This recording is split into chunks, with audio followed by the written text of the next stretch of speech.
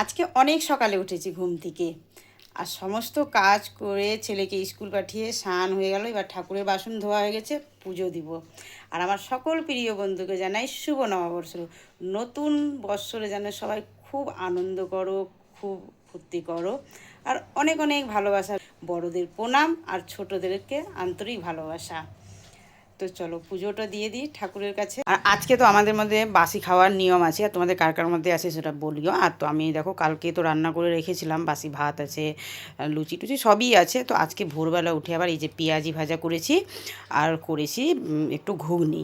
ভোর 4টার দিকে উঠে এই আমি ঘুগনি আর পেঁয়াজি করেছি, কারণ ঘুগনি ছাড়া মুড়ি খাওয়া যাবে না, মুড়ি না খেলে বাঙালির তো চলে না, তাই তো। আর কালকে দুপুরে এই যে আলুর তরকারি, লাউর তরকারি, রাত্রে রান্না করেছিলাম ডাল, লাউর তরকারি, কাঁঠালের তরকারি, ভাত। কারণ ভাত মানে কি পুরোনো বছরের ভাত নাকি নতুন বছরে খেতেই হয়, তো একটু হলেও ভাত খেতে হবে। আর আজকে তো কোনো কাজ নাই, তাই আমি পুজো টুজো করে শুয়েছিলাম। এখন ঘুম থেকে উঠে এখন মুড়ি খেতে বসেছি, মুড়ি ঘুগনি আর পেঁয়াজি। তো চলো নেক্সট ভালো